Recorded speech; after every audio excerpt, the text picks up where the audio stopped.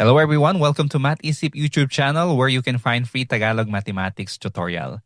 Our topic for today is all about rational algebraic expressions. But before that, I encourage you to click the subscribe button kung hindi pa po kayo nakakapag-subscribe so that you will be updated pag may mga bago po tayong lessons. And for our fellow teachers, we also offer our editable PowerPoint presentations to save you time in your lesson preparation. You can check the link below or message us on Facebook. Sa mga learners naman dyan, you can check our playlist para po alam natin yung pagkakasunod-sunod ng ating mga lessons. Okay, so without further ado, let's now begin with our lesson. Okay, our learning competency is to simplify rational algebraic expressions. This video is divided into two parts, so you can check the next video. Yun po yung magiging part 2 ng ating lesson. Okay, so for now, our part 1 is just to simplify algebraic expressions on monomials and binomials. Okay? So first, let's have a review. Can you still remember the rules of exponent on dividing monomials? Ano po yung rule natin pag nagdi-divide tayo ng monomial? Okay, we are going to use the quotient rule. Remember, here in dividing monomial, if we have an exponent in the numerator and we have an exponent in the denominator, given that the base is the same, the variables are the same, ang gagawin lang natin is to subtract the exponent. Okay, ito po yung ating quotient rule pag nagdi-divide po tayo. Mapapanood nyo po ito dito sa ating video lessons on multiplication and division of monomials. Alright? Okay, let's see kung naaalala nyo pa. Let's have a warm-up. I'll give you time to answer these two sets of monomials, how to divide these monomials. You can pause this video para sagutin nyo in scrap paper and then let's check kung alam nyo pa kung paano mag-divide. Okay, I hope you are now ready. Let's see. The first one, we have here 6x cubed divided by 3x. All we have to do is to divide the numerical coefficient and then subtract yung ating mga exponents. Therefore, we will get 2x raised to 2. Why? 6 divided by 3 is 2 and then 3, yung exponent na sa taas, minus yung exponent dito po sa ating denominator which is 1. 3 minus 1 is equal to 2. How about for the second one? We have here 12 divided by 4. We will get 3, and then for our exponent, 5 minus 2, we will get 3, and then 3 minus 1 here, hindi na po naisulat, pero magiging 2 na po siya. So ang sagot natin is 3a cubed b squared. I hope nasagot nyo po ito so that we can proceed with our lesson.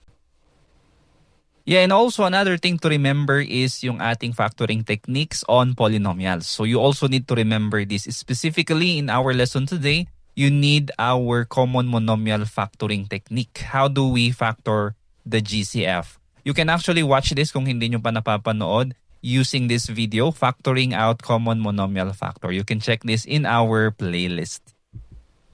Okay, let's now proceed with rational algebraic expressions. How do we simplify monomials and binomials? Okay, first thing is we have to know the definition of rational algebraic expressions. Okay, bago tayo mag-simplify, dapat malinaw po sa atin ano bang ibig sabihin ng rational algebraic expressions. Okay, this is now the definition. Let me read. A rational algebraic expression is a fraction, take note of that, or a ratio where both the numerator and the denominator are polynomials. Okay, and the denominator is not 0. So let's have an example for this.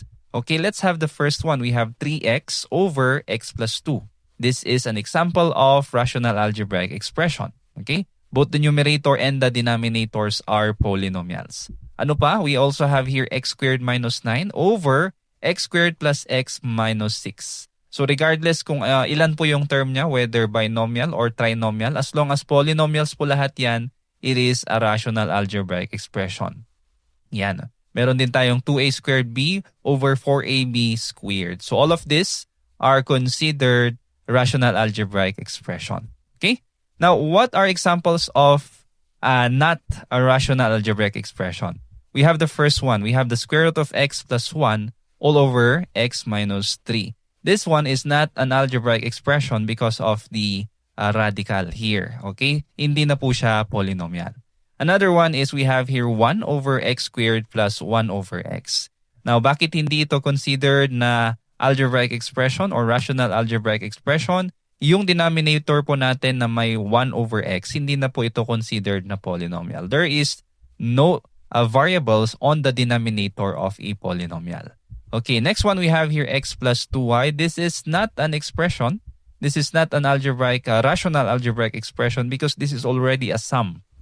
Okay, hindi na po siya iisang rational expression lamang. Okay? Okay, next is 5x over 0. Ito po ang hindi pwede because the denominator is already 0. Ang tawag na po natin dito ay undefined terms. I repeat, if the denominator is equal to 0, it is called undefined.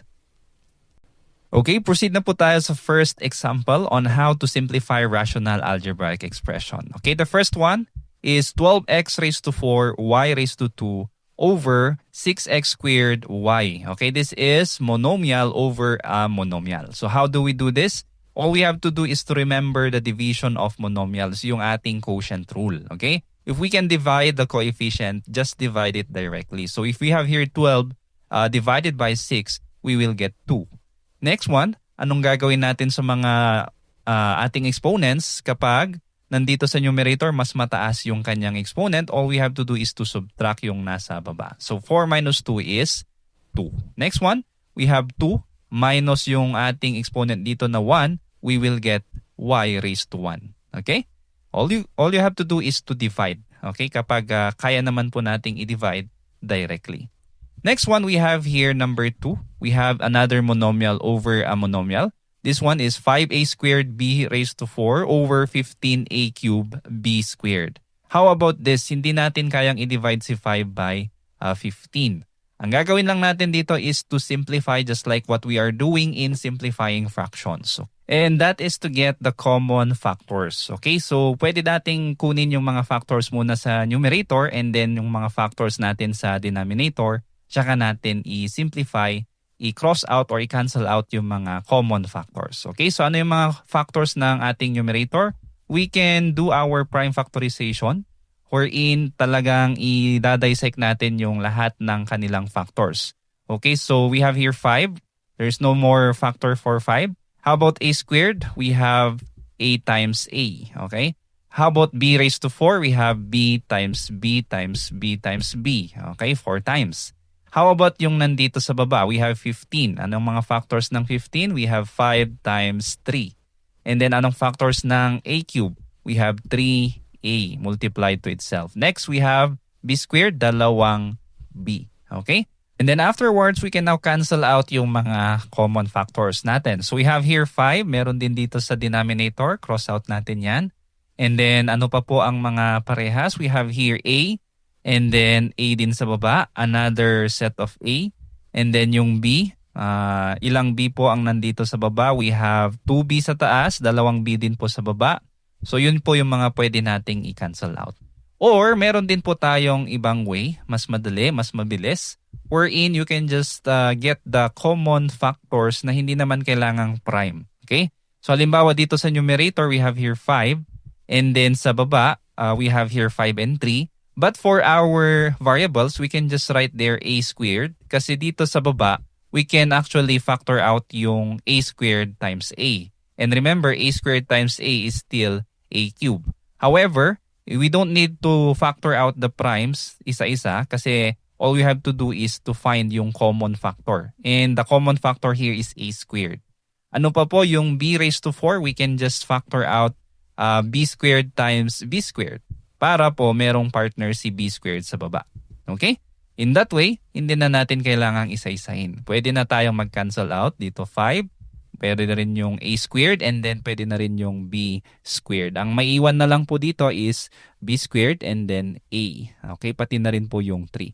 So, yung mga naiwan na hindi na-cancel out, yun na po yung ating sagot. So, we have again, kung ito pong method ang ginamit natin, dalawang b which means b squared. And then we have here 3 and then a. Kung ito naman ang ginamit nating method, straight we can have b squared and then we have 3 and a as well. So our answer is b squared over 3a. Okay, again, I repeat, our answer is b squared over 3a.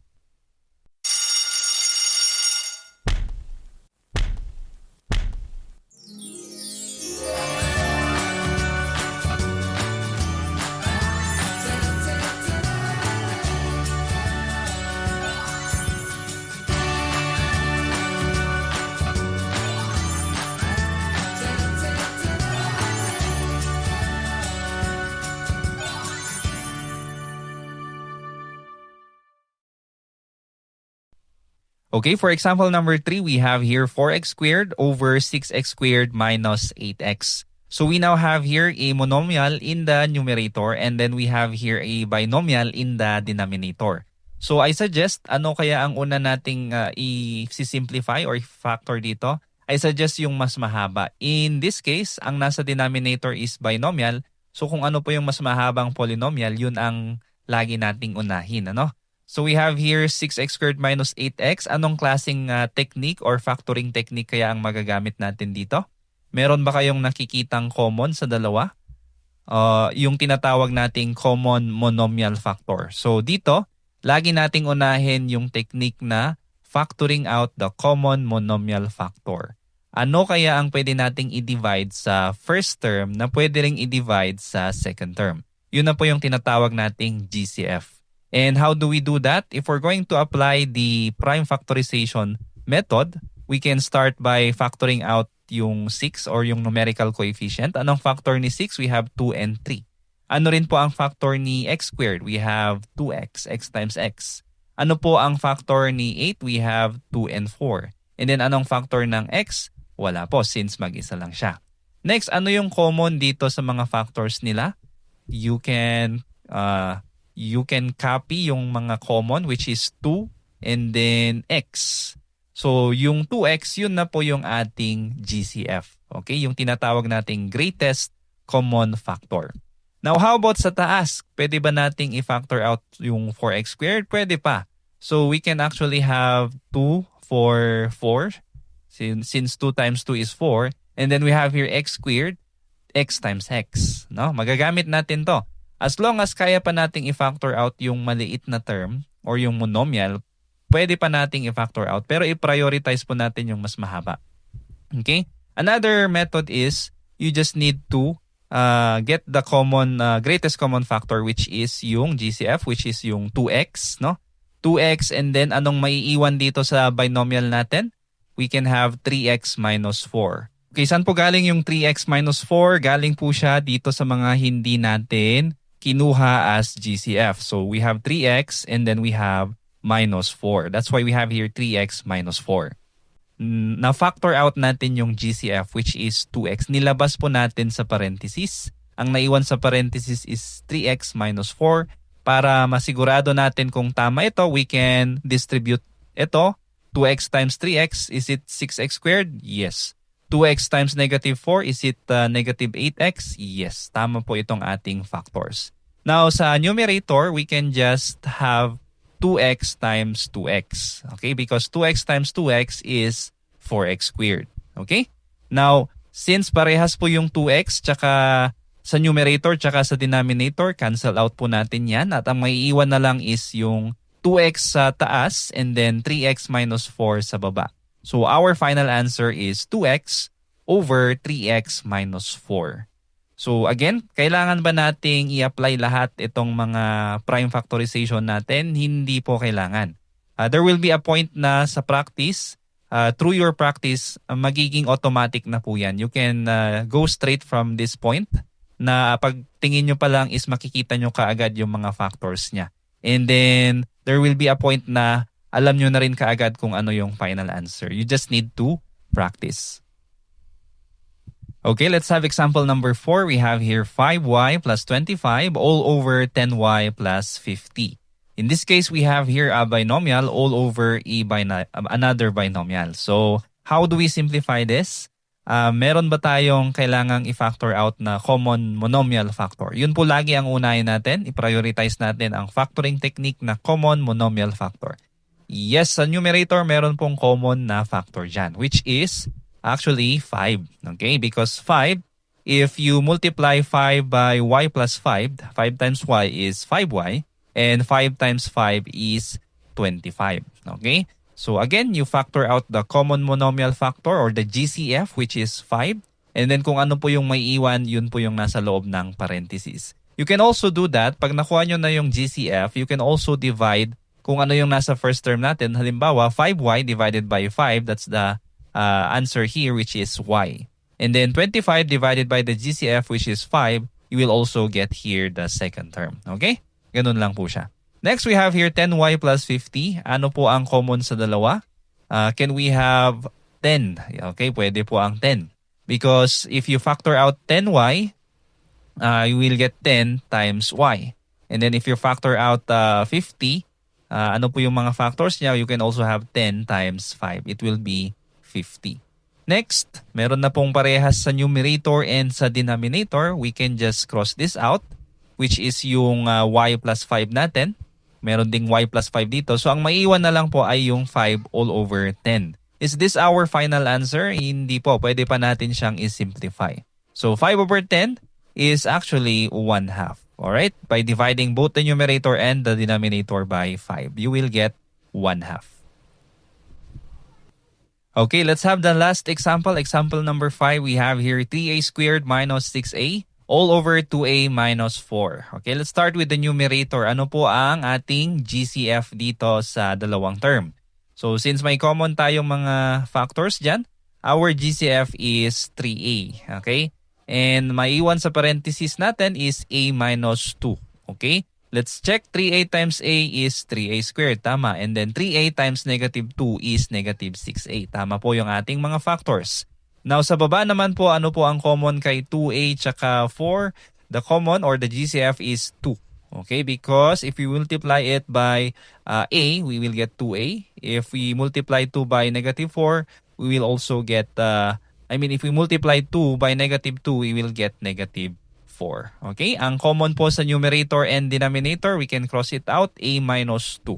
And then ang maiiwan is 3a sa taas and then 2 sa baba. Okay, can we still simplify this? 3 divided by 2? No, hindi po. So our final answer is just 3a over 2. Okay, let's now proceed to the exercises. We have here 5 algebraic expressions for you to practice with. Bigyan ko po kayo ng time para masagot to. You can pause this video and then do this on your own, and then you can come back later para po makita nyo yung ating solution. Okay, I hope makuha nyo po yung tamang sagot. God bless sa pagsagot.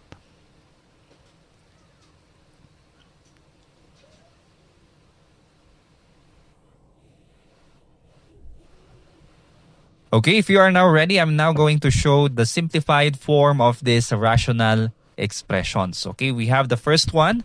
It is 2x squared y. And for number 2, we have ab over 2.